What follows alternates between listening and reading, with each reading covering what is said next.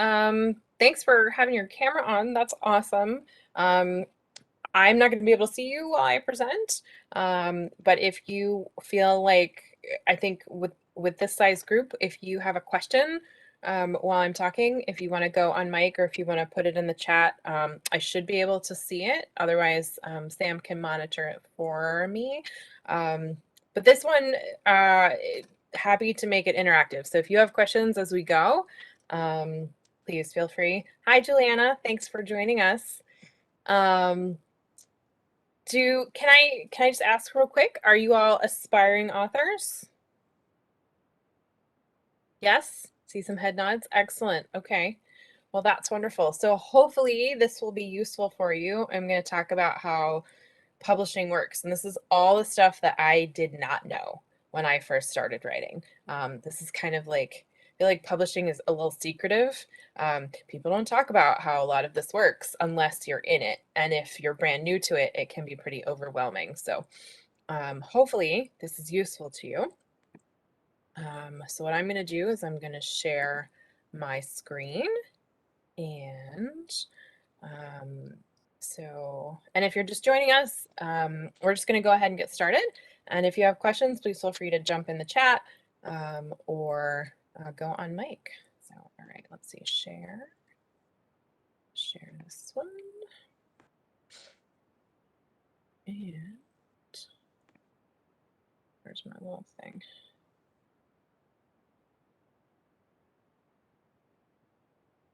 Okay, can we see that? Thumbs up? Oh, I can see you all. Okay, great. All right, so this is how to be an author. Sometimes I affectionately call this Publishing 101, which is what I think that we put in the advertisement, but basically how a book becomes a book. So who am I? I'm Christina June. I write books for kids and teens. When I'm not writing recommendation letters, I am a high school counselor, so I work with kids all day long. And I sort of like those coming of age moments where you figure out who you're going to be or what path you want to be on. I live in Virginia, and I have an 11-year-old daughter, and she also likes telling stories, which is super fun. So this is my professional bio. This is what shows up on the back of books. This is what shows up on my website. And then you can see two examples of professional photos. One is sort of a traditional headshot, and the other one I thought was really cool. We just happened to be wandering around and saw this window that said make art, see art, be art. And I thought that was perfect for an author shot. So that's something I find fun. Okay, so what did I write? I wrote a series of companion novels that are all inspired by fairy tales. So it started with Goodbye was the first one. It was inspired by Cinderella. And then I wrote a second one, which was inspired by Red Riding Hood, called Everywhere You Want to Be, which features sort of the evil stepsister from the Cinderella story. And then the third one is about the best friend from the first book, and it's called No Place Like Here, and it's inspired by Hansel and Gretel. Okay, so this is just sort of a rundown of the steps about how a book becomes a book. You don't need to read this. I'm going to go through each one, but you can see it's quite a few steps and a lot of things that maybe are new information for you. All right, so this is the one I am sure that you know about. The author writes the story. So there's no right or wrong way to do this. I think every author has sort of figured out their process, or maybe it's different per book, or maybe it is, you know, maybe you have a very exacting process and, you know, like you have to do it a certain way, or, you know, some people like to write on their computer. Some people like to write handwrite in notebooks. Some people like to use other types of devices. I've seen Alpha Smarts, and some people write on their phone. There's no wrong way to do it, but the goal is to come up with an idea, write the story from start to finish, and then you have something completed to work on. So you can see down there, there's a picture that says Your Novel, Your Universe. This is a calendar that I use for National Novel Writing Month, which we just finished. It's the month of November every year, and that is hands down my most productive month of the year. That's when I do the bulk of my drafting. And then you can also see there's a picture of me writing with New York Times bestselling author Lisa Maxwell. She is a delightful friend, and she has She's also local and she writes awesome books. So if you like fantasy, you should check her out. But it's good to write with other people. All right. So, okay, so the next thing, you finish the story. What do you do with it? You definitely need to work with other people to make it better. So everybody sort of does this differently, but there are people who we call critique partners, and they generally will read your piece from start to finish, and they will leave you lots of comments, right? So you can see an example. This is actually a slice of edits from one of my critique partners. Her name is Katie Locke, and she wrote The Girl with the Red Balloon and The Spy with the Red Balloon and a bunch of picture books, and she's wonderful. But she leaves comments. So you leave these line edits, we call them, throughout the whole book, and they help you make the story better. There's another type of reader called a beta reader, which isn't necessarily somebody that you work with all the time. It could be, but it's someone who's going to like read it straight through and give you comments. That's probably what you might see, you know, with someone if you're working with at school, because it does take quite a long time to do the like the full length critique. But I will say that the people on this page, these people have made my stories so much better. Writing is not something that you do in isolation, so it's really an important part of the process if we get critique from people who are going to tell you the truth and have your best interest at heart. It's a scary thing to put your work out there, but it's a really super important part of the process. If I look over this way, it's because my little puppy is chewing on the floor over here. Great. So writing friends are awesome. Okay, so this is where we get into like maybe stuff that you don't know. So let's say you want to traditionally publish. This is sort of what I'm covering because this is what I know. So traditionally publish means that you want a publishing house. So I'm trying to think of ones you all might know, like Scholastic. If you have a Scholastic book fair at your school, Scholastic is a publishing company. Or there's the big one called HarperCollins. That's who publishes my books. There's another one called Penguin Random House. There's one called Simon and Schuster. So these are the people, like the whole company that makes the book, from buying the rights to the book to putting it on a shelf. But in order to do that, you have to have someone called an agent. Does anybody know that word, agent? Are you familiar with it? Anybody, do we know what the definition is? I'm going to go on the chat or go on mic and tell me what you think an agent does.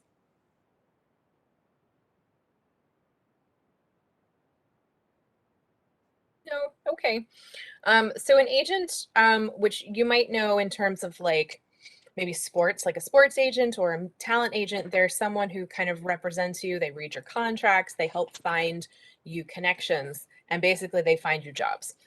So a literary agent is someone who is going to say, you know what, I love that book so much that I'm going to spend my business hours trying to sell it and earn this author some money.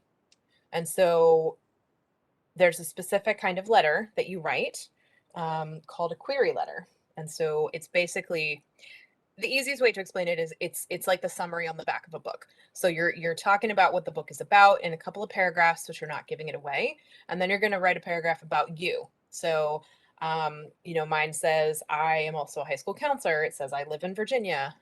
It's very brief. And so you basically send a whole bunch of emails and you send some sample chapters of your book, sometimes 3, sometimes it's 50 pages. Every agent has their own way of doing it. And then you wait. You send a lot of these letters and you wait and you wait. And I will be honest, a lot of them are rejections. And that's something that you kind of have to get used to. You have to have a thick skin to do this. But it really only takes one. So I will say I have queried 4 books in my career. I started in 2014 and um, different numbers, but I would say like they usually say 100 is a good number of rejections to decide if you want to stop. If you think your book's not going to sell or not going to snag you an agent. So I sent a lot, definitely upwards of 100. And really, you just have to have one person say yes. So it's a really stressful process.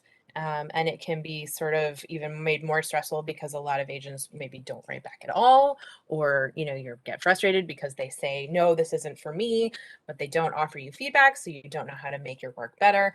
It's hard, but it is just a thing that happens. So Josh is asking how you deal with rejection. That is an excellent question. It definitely gets easier with time.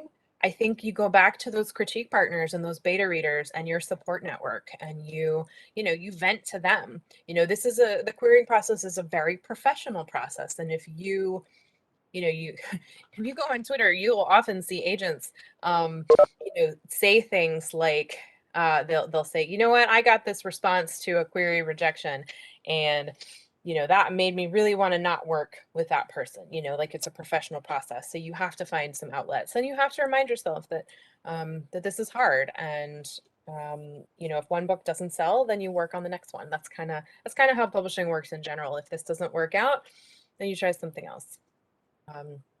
So down there at the bottom, if you're interested in checking these out, Query Tracker is the website where you can see basically every literary agent. You can see where they work. You can see what types of books they represent, because if I'm selling a young adult book, then I don't want to choose an agent who only represents nonfiction books. You're trying to make a match. So Query Tracker is just an interesting website to kind of poke around on. And then Absolute Right is a website where you can learn which agents maybe are not so ethical, and make sort of poor business decisions. And then you can find out which ones are reputable and might be good business partners, because this is what it is, a business relationship. Okay, so yay! You get an email that says, I would like to offer representation. And I will tell you, the first time I got that email, I screamed. My daughter was 4, and we were sitting at the dining room table, and she was like, Mommy, what's wrong?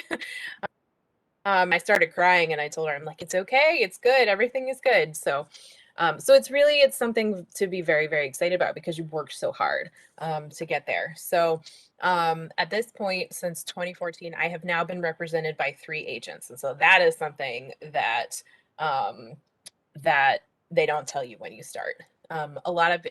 It is totally normal to go through more than one agent. So my first agent sold my first three books for me, and then we both realized that she wanted to go a different direction with what types of books she represented, and I wanted to go a different direction in what types of books I wanted to write. So we parted ways. Friendly parting. She's so great. And then I was represented by an agent for one particular project, and he was lovely, and it just wasn't the right timing for that. And then for everything else, my current agent, her name is Ashley, and she is wonderful, and she's also an author, which is interesting. You see a lot of agents who are also authors, and right now I like that, because she really gets what it takes to sort of juggle all things. So but yeah, that's just sort of something to know, that it is people do go through more than one agent. So it kind of adds to that stress. Like, if you got to go query again, it can be really stressful. All right, so the next step, you've secured an agent, you've signed the contract, they love your book. The next thing is that the agent's going to do some work for you. And that means that the agent is going to ask those publishing houses that I mentioned before to buy your book. So that means that they would say, yes, I love your book so much, I would like to turn it into a book that shows up on the shelves. And I'm also going to give this author some money. So that's awesome. This is another maddeningly slow process. And it's kind of very similar to querying, except your agent is going to write the letter this time. They're going to send out the whole manuscript, and then you're going to cross your fingers and hope that it sells. And a lot of this is about luck. A lot of it is about timing. A lot of it is about your agent's connections. That is why you have the agent. They're going to say, you know what? I just represented this author for a fantasy about dragons, and I know that I've got at least 3 editor relationships where those people are super into dragons. And so that's who's going to go to top of that list. And if your agent doesn't know anybody who wants your type of book, but they love it so much, then they're going to go do some research. on the type of editor that might be interested in your book. So, a lot of this is glorified begging.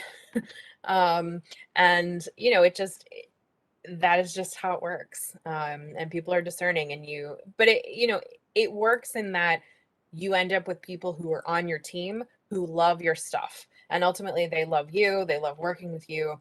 And so those are the type of people that you want working on something that you spent so much time on.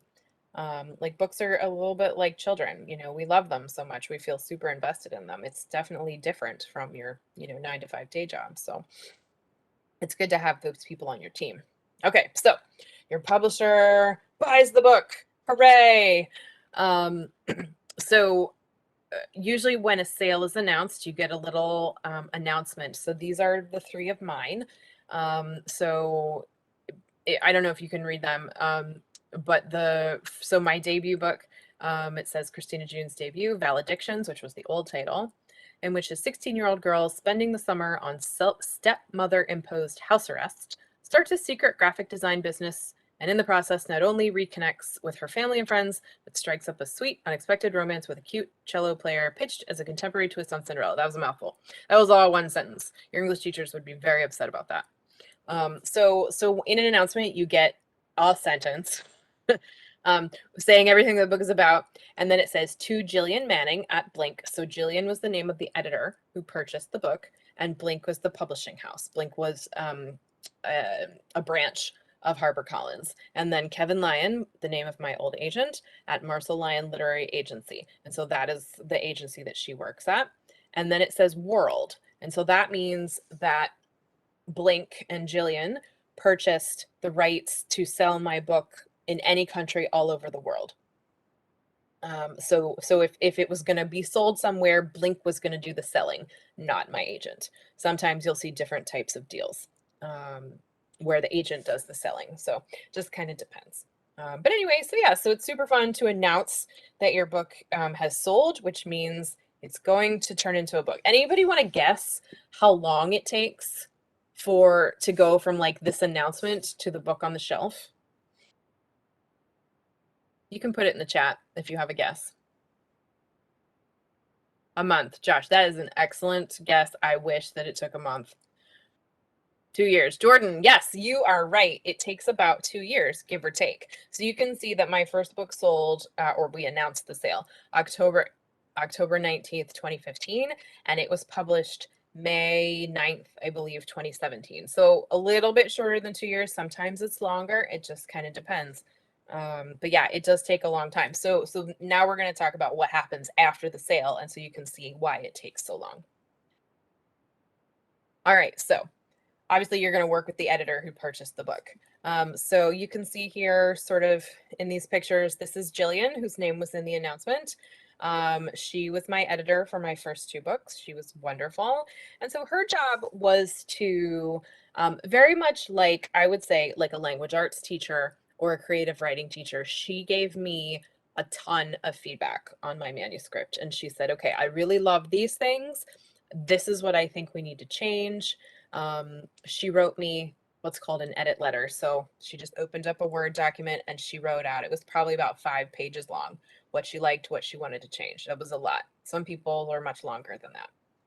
And then she went into the document and she made all kinds of suggestions and changes. And it was up to me then to go through that letter and through the suggestions and decide what I wanted to change and what I wanted to keep or tweak in my own way.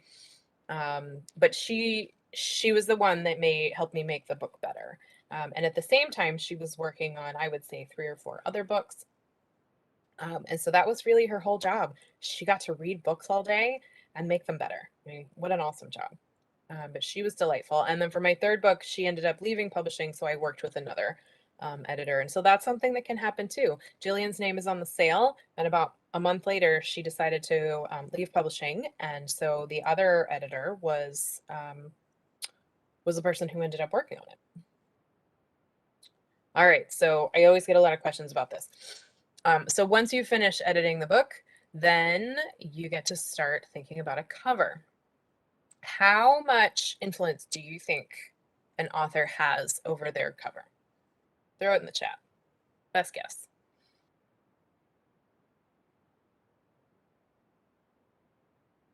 None. Josh, you're the winner.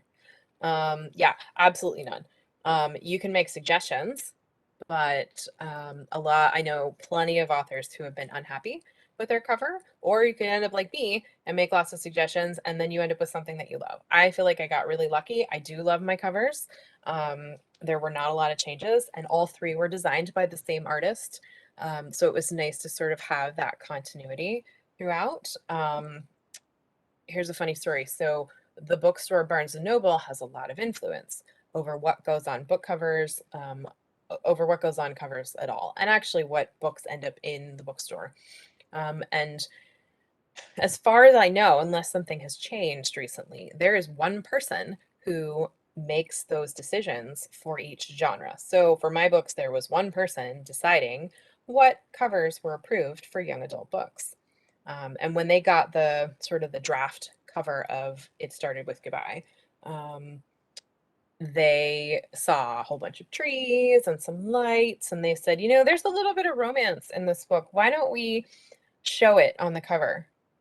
So the designer went back and added a little teeny tiny couple, like they're the size of your thumbnail, on the cover under the trees, and clearly that's going to indicate that there's romance. But Barnes and Noble made that decision, one person, so they have a lot of veto power, and unfortunately, the author does not. All right, so once you have a cover, then you can design, the copy editor or interior design people design the interior of your book, which is pretty cool because, at least in my case, I got to have a little bit of say. So you can see the inside of It Started With Goodbye. This title page matches the cover. And I think you can see this next picture where it says chapter 4. The chapter headings, that was for No Place Like Here. And then you can see the little New York skyline. This is chapter 1 up there in the corner. That is for Everywhere You Want to Be, which is set in New York. So, and then you also get to decide sort of scene breaks, so within chapters. So there's some trees, there's a set of sunglasses, which are important to the book, and then a heart with some angel wings where It Started With Goodbye, which is also important to the book. So that was kind of cool. I did get to have some say in that, but I don't know if that's true everywhere. We just happen to have a fairly small design team. So all right, so let's say now it's done, right? You know, at least electronically, what the book is going to look like. You've got your cover, you've got your interior. The book is really actually done. Now marketers come in. This is what takes a long time. So I would say if we started working, we sold this book October 2015. Started doing the editing in January of 2016. Finished the editing probably April or May. Had a cover definitely by the end of May. And so then if you look at the top picture where you see It Started With Goodbye and I have a green sweater on, and then there's a panel next to it. This is Pop Top. Those are from January of 2017.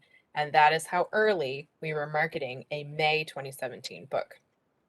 So sometimes your publisher will send you to like these conferences. So this was a conference for librarians.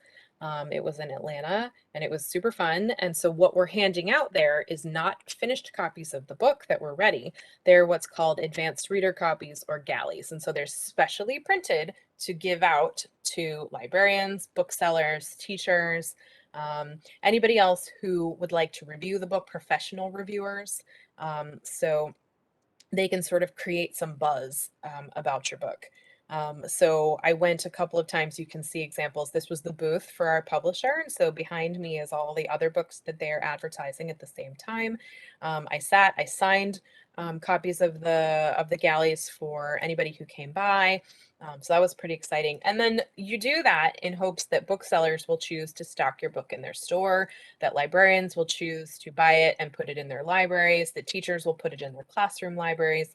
And it's a good way to also connect with people. So you can say, hey, I do school visits, I do library visits like we're doing right now. And you get to make those connections. Some other fun things for marketing, your marketing team might reach out and to local magazines and put your, see if they'll do a feature on you. So you can see one down at the bottom, that was Northern Virginia Magazine. So they interviewed me. That was super fun. And then what else do we have? Oh, and then pre-orders. This is something you all might be aware of already. Sometimes if you pre-order a book, maybe you go to your bookstore or you do online, you pay for it in advance, you can send your receipt to the publisher and you might get some kind of gift. So for No Place Like Here, we gave out posters.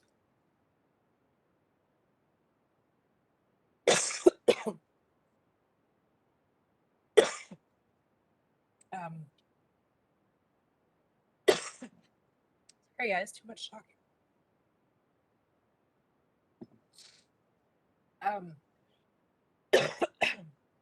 For some other ones, I think we did a keychain for It Started With Goodbye.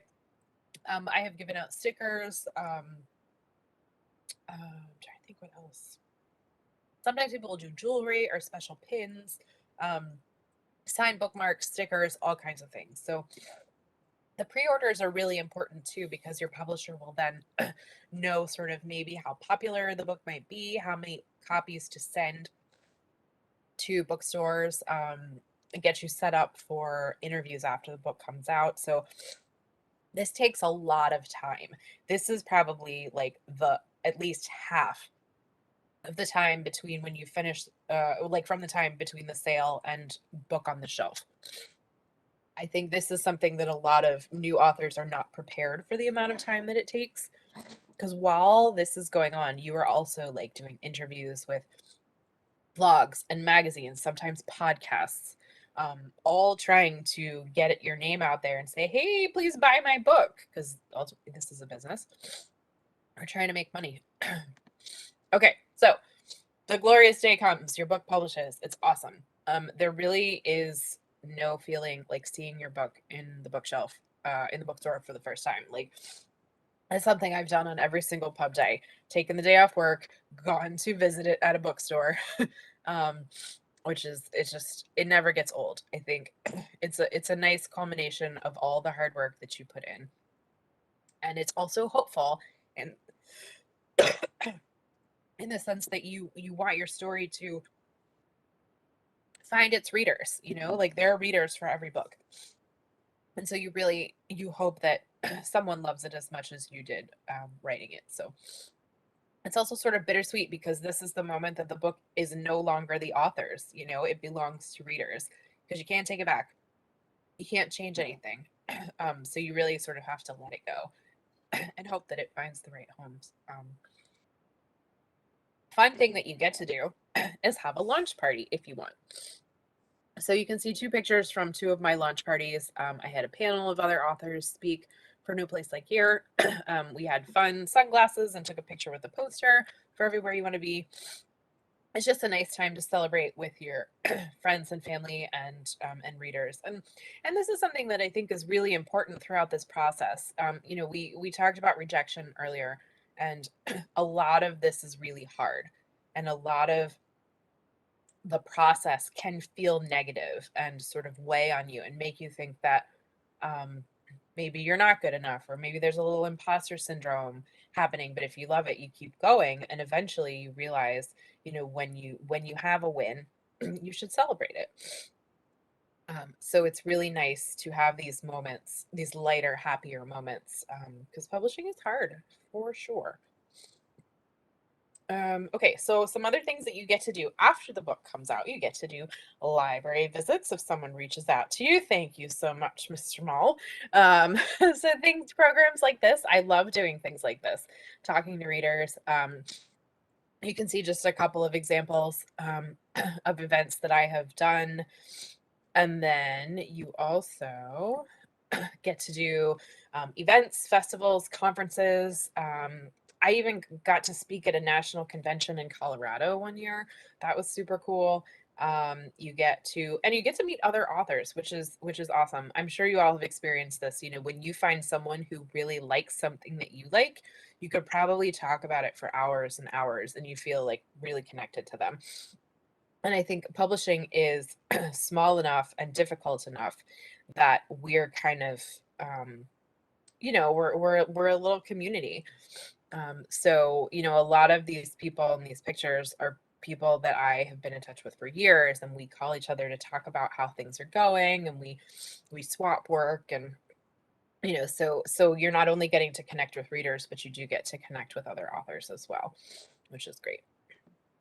Um, and then this is this is my slide of things that I didn't expect. Um, I had no idea that people were going to take beautiful pictures of my books and put them on Instagram. Instagram was not like really a thing when I started. It was there, but it was not the social media that everybody had, at least not in the author world. But it has certainly become a really exciting marketing tool and a way to connect with other people. I never expected my book was going to be on a full page ad in Girls Life magazine. That was really awesome. Um, I never expected that I would win the Young Adult Virginia Award for It Started with Goodbye. That was it was the book of the year in 2018, and I wish that someone had filmed my face when they announced my name because I was completely shocked. And it was my birthday, which was really awesome. But that was just like blew my mind. I never expected, if you look at the picture up at the top corner, people like this is a classroom, like students chose to make t-shirts with my book cover. Like this just it's so gratifying to know that you worked so hard on something that connected with someone else, that made someone else feel something and that they wanted to wear it. That's pretty cool. I think that's cool. Um, so this is kind of goes back to that, like celebrating you. There are so many moments of joy that go with the moments that are hard. So I say it unexpected because none of this obviously is guaranteed. But it's cool when it does happen. All right. So I know a lot of you are aspiring authors. So here's my best advice. I would say read. This is like number one. Read a lot. Read everything. Read stuff that you think you want to write. Read stuff that you don't want to write. Studying. I can't read a book anymore without studying it and marveling at the craft that author um, that author put forward. Like everybody works super hard in this business. So studying things that that you're reading, and read for pleasure and figure out why you loved that book so much. That author clearly did something right to connect with you. The second thing I would say is practice writing. I think I think practice as much as you can. Becoming good at anything like sports or um, music, right? Like you have to practice. Writing is no different. So put in the reps. Make sure that you're practicing. I mentioned National Novel Writing Month earlier. They've got a new feature on their website where you can participate and sort of compete with yourself any time of the year. So I won National Novel Writing Month and I started a new project right away, which is basically the same project, just me finishing it. But like you've just got to put the time in and practice because we get better when we practice things. I would say number three, observe the world around you.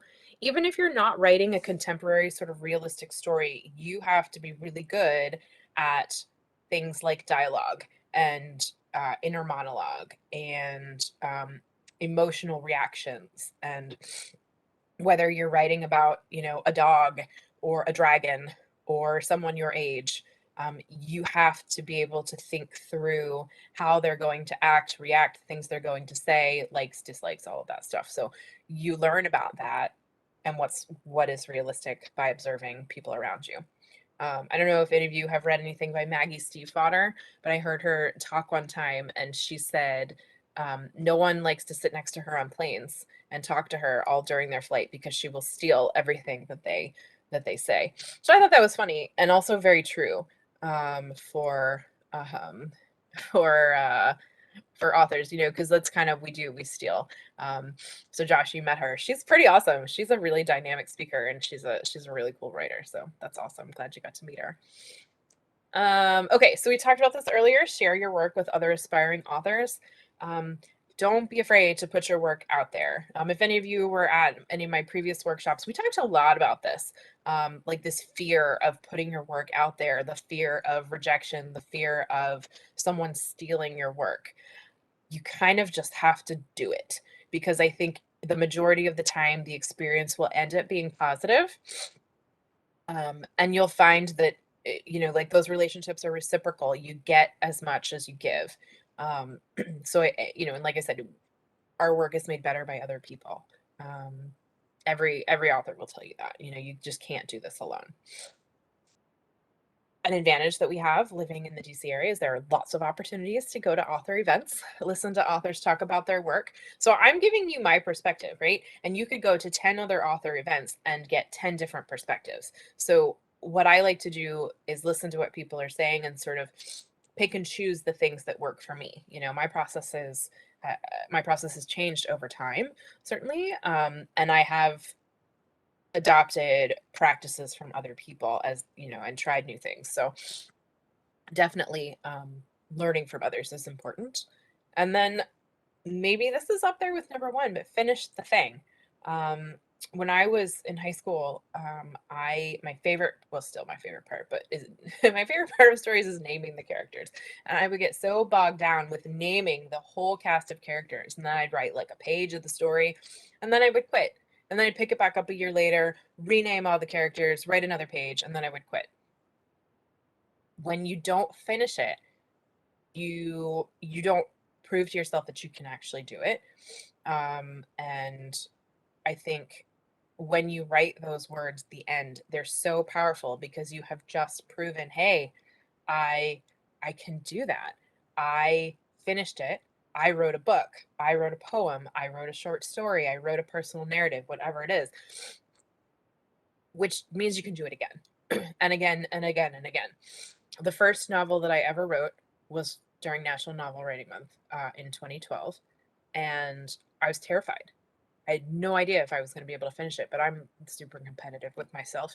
So I told myself I was going to win, and I finished, and I did. And I wrote the end, and literally the next day, I turned around and wrote something else because I was so excited and, just so proud of myself for finishing it. And that next novel was the one that I queried for the first time. Um, so I think just there's such power in writing the end and finishing it because then you know that you can do it. All right. That's it for my spiel. Do you all have questions? I would be happy to answer anything. You can come on mic. You can put it in the chat. I am happy to talk about anything that you all want to talk about. There's really nothing that is off limits in terms of publishing.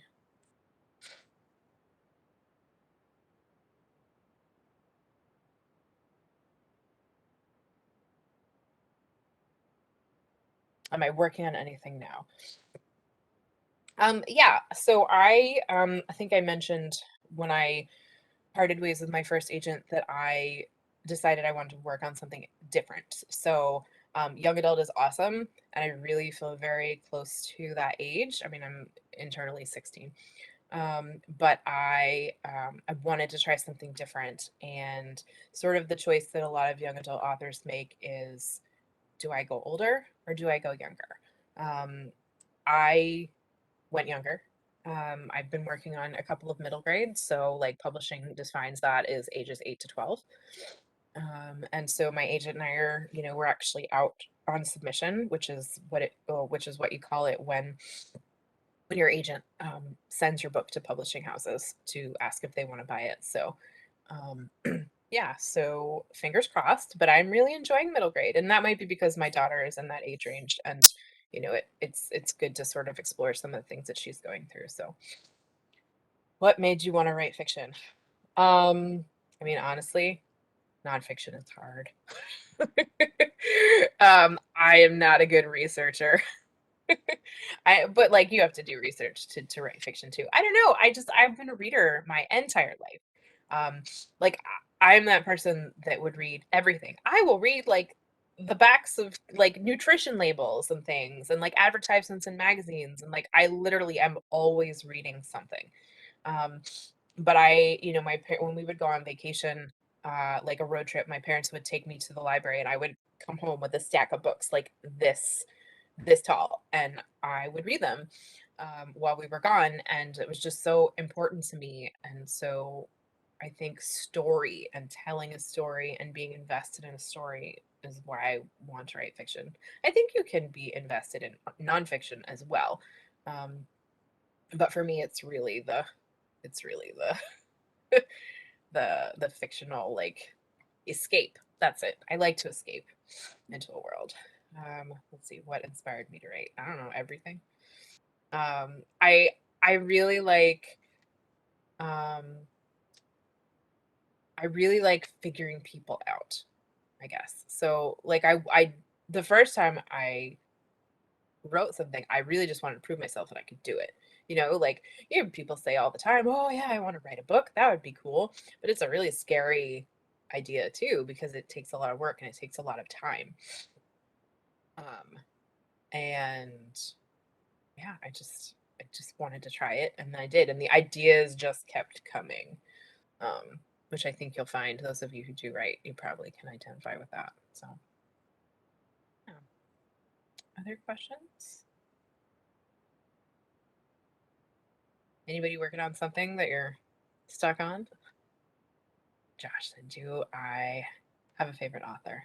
It's really hard. I mean, it's like picking a favorite child. Um, let's see. No. I mean, like that's the easy answer. That's a diplomatic answer. Do I have a favorite author? No. Who I really like here. I had a stack of books over here. Let me grab it. Like just stuff that I have enjoyed. So, let's see. All right. So I like mysteries. So if you have not read One of Us is Lying and all the subsequent books that go with it, this one is excellent. This is a murder mystery. It's about kids in detention. 5 kids go in and 4 come out, basically. So figuring out what happened. This is actually a TV show now too. I think it's on the Peacock network. But really excellent. I like not figuring out until the last page. That's one of my favorites. Let's see. So this one I just read over sort of Halloween season, White Smoke by Tiffany D. Jackson. Tiffany, in full disclosure, is a friend. We were in the same debut group, which means that her first book came out the same year that my first book did, and so we met through that.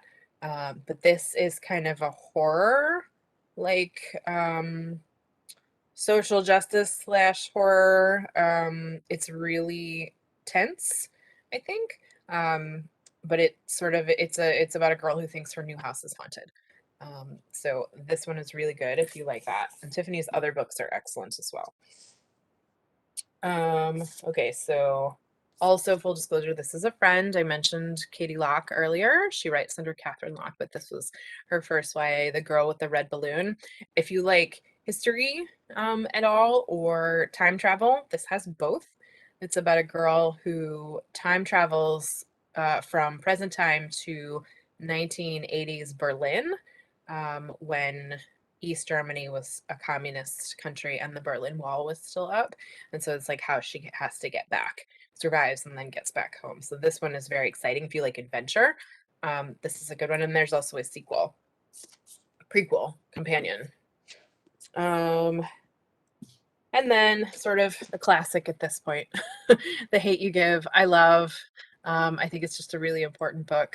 And Angie Thomas was also in my debut group, and she's super nice. And gosh, how writing one book can change your life. I love it. She's wonderful. So these are some favorite YAs. I like if you read middle grade at all, I really like the Vanderbeeker series by Karina Yang Glazer. Those are really fun. I love that she writes about whole families. So you've got kids as young as, I think the youngest is like 5 or 6, and the oldest is in high school. And she writes them all really well. And she always writes about their pets, which I think is super fun. Um, yeah, does that help? There's a lot of adult books that I like as well, if you're into those. I like funny. I really have been reading a lot of Abby Waxman, and Julia Whalen is my favorite audiobook author. I'll listen to anything that she narrates. Okay, so let's see. What motivates me to keep writing? I started a book and never finished it. I would say, I mean, motivates, like I think I said before, I'm super competitive. I love watching the word count go up when I'm recording things. So I mentioned the National Novel Writing Month site. You can say, okay, my goal is to write 10,000 words in the month of December, right? You can say this is the title, this is my goal, and it will actually tell you how many words you need to write every day to reach your goal. And if you don't meet it, then it'll tell you, how fast you're going. It'll even calculate your word speed depending on what you put in there. It's a really neat tool. It's NaNoWriMo with a W .org. And you can enter your project at any time. There are also some software programs that allow you to do that. I write with one called Dabble, and then there's another one called Scrivener, and they cost some money. Dabble requires a subscription, and Scrivener requires purchasing the software. So obviously you need to check with your parents to see if that's okay, but those are also places that allow you to set goals. And I think, if you find that you're struggling to finish, so a very small daily goal can often really get you going. So a good day for me is about 500 words. I think if that's something that you could easily do, like after homework, or if you've got time in the morning before you go to school, 500 words, maybe even less than that would be a good daily goal. 250, just something small. But I usually find that once I get into the story, and I start going, I will write more than that daily goal. And so sometimes it's just like that motivation to get your butt in the seat and write it down. And so, but then if you finish, you make your goal, reward yourself, give yourself a sticker or a check mark, or cross it off, or the Nano website will tell you you're now at, instead of 100% of your daily goal, you're at 150, or whatever it is. And I find that motivating. If you're having a hard time sort of getting that process going, I would enlist help.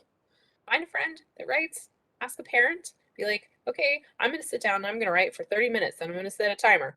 Okay. And then you sit down, and I think you'll find sometimes if you schedule it in and you make it kind of an appointment, just like doing homework, just like going to sports practice or whatever it is, if you make it a priority, the words will come. Okay.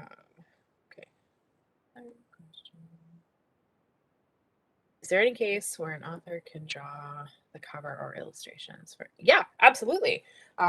Yeah, so there are actually a lot of artist authors. I think that you'll mostly find these examples with picture books.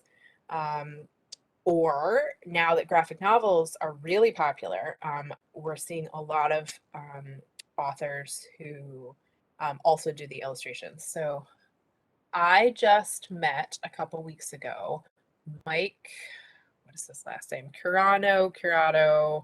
Maybe Mr. Moll can help me out. He wrote Flamer. It just won a whole bunch of awards. It's a personal narrative.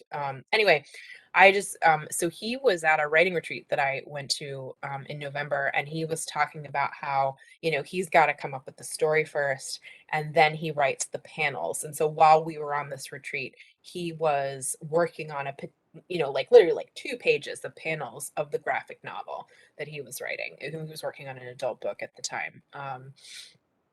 But yeah, there's a lot of people who do both. So, and if one area is a strong, a strength or more of a passion than the other, that's okay too. There are agents there are whole agencies who actually only represent illustrators, which is cool because those agents have relationships with the agents who do the writing, and they often will then match creators for the project.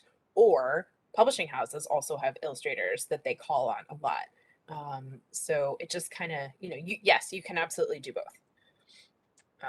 The cover less so, but I think if it's a picture book where you've already done the illustrations, or a graphic novel where you've done the illustrations, then yeah, that artwork would likely be on the cover.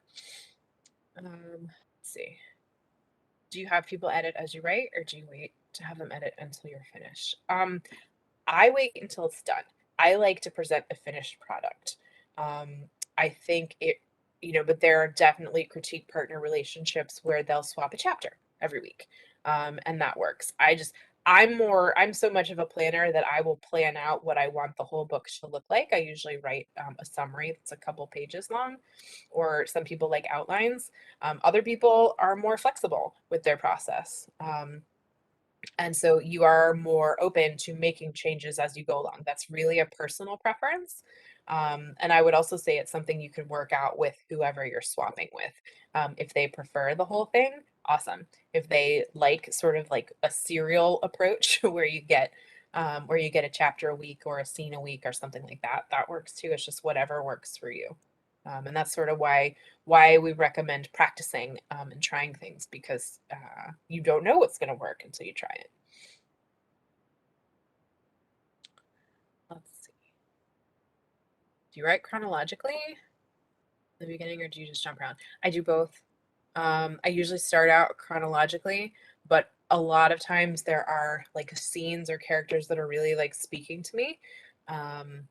Last week I was writing two scenes at the same time, which was very confusing, but like they were both speaking to me at the same time. So they were chronological, but I would write one, and then I'd jump to the other one, and then I'd go back and finish, and then I'd go back and finish the other one. So I think it really just kind of depends. There are some people who are very strict, must write chronological, and there are some people who are like, oh, I have to write the action scene first, or I have to. I know people who write romance are like, I'm definitely going to write all the kissing scenes first, or I'm going to write all the dialogue first. It just kind of depends. If you use some of these software programs that I mentioned, if um, if you write in sections, so in scenes or in chapters or whatever division works for you, um, you can actually physically move it in the document, which is kind of interesting. I don't know if I can show you an example of that, but Dabble and Scrivener are just two examples of ways where you can like, it's like you have a column of little Word files and you can just move them around if you think that they need to go in a different order, which is kind of neat. You're welcome. Other questions? We've got just a few more minutes. Here's one. Okay. Which character sits in your head the most often when you write? Some authors I've spoken to can actually attest to having real characters living inside their mind. Yeah. Yeah, absolutely. So like a character that I have written in the past, or like what I'm doing now, because there's kind of both.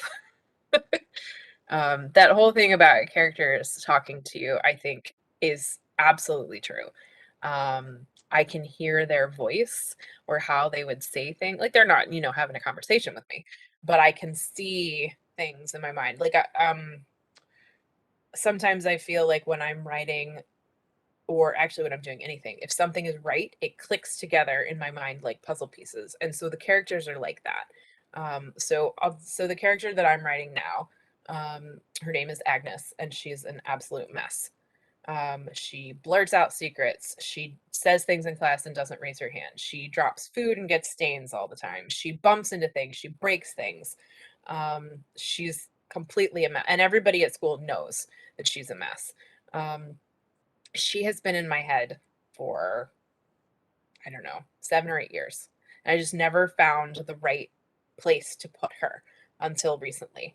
And so now she's sort of in this impossible situation where everybody at school hates her because she did something really bad. And she's trying to redeem herself. And so it's actually really fun to write someone who is such a mess, and she says the wrong thing, um, and sort of a lot about her voice and the off, like, she thinks a lot of things that she shouldn't say, as well. And so only some of what she, you know, like things she blurts out, there's more inside of her head. So it's fun to write her a lot. I like funny characters or snarky characters. They're the most fun to write. Trouble getting them out. And what do you recommend to readers and writers aspiring to escape that character? I mean, I would say keep writing the characters until they leave you alone. Because I guess if they're still bothering you, then they've got more story to tell, you know?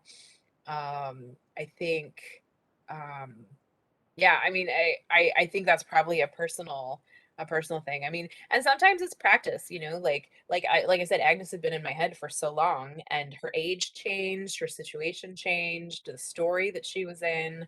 Um, Thank you for coming. Um, you know, so I think you practice. You sometimes I will write out like little paragraphs in the voice that I'm hearing, and just to see if it's right. And actually, this is funny. I don't, maybe it's not funny, but I Agnes showed up a long, long time ago, and there was one particular scene that I wrote just to play with her voice, not intending to put her anywhere. And so that has stuck with me, and I found a really cool way to put that thing into the story, actually last week. So, you know, you never know what those little experiments will turn into.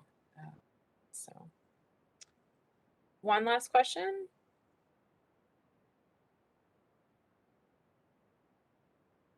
You're welcome. All right. Well, let me put in a plug for a couple of other programs that we're doing. And if you all are working on something or you've got something that you'd like to start, this might actually be perfect for you. I'm going to do 2 in-person sessions and 1 virtual of a program where we're going to learn how to give and take writing critique. So we're working on finalizing the details, but what you would do is submit the first 250 words of a piece. So that could be a short story, that could be a book, that could be a personal narrative, just something, as long as it's the beginning. You submit it to an email address with the library, and we'll post that, and I will critique it. So you'll get that. You'll get that feedback, and you can take that home with you. But as a group, we'll do this anonymously, so no one else is going to know that it's your work. We will sort of demonstrate and model how to give a good critique and also how to take it, you know, because accepting critique is hard as well. So if that's something that interests you, just be on the lookout. I think we're going to do on January 24th and then February 3rd and February 10th, I believe. So it's January 25th at 5th. Cascades Library, and Okay. then it is February 3rd at the Gum Spring Library, and February 10th will be virtual. Excellent. So just think about it. If that's something that interests you, I would love to see you all in person. Excited to have in-person events, and otherwise we'll do one virtual. So where are those libraries? They're all in Loudoun County. So yeah, so I know that sort of that idea of sharing your work, particularly with strangers, might be a little scary, but I've done this workshop a whole bunch, and the feedback that we've gotten has always been very positive, especially because it's anonymous. Like it's kind of a safe space to sort of try out something. So anyway, just something to think about. Got some time before we would be looking for submissions. But yeah, it would be really cool to see you all. All right. Well, thanks so much for joining me. This was fun. And you all asked wonderful questions. That was really great. Thank you for being so interactive.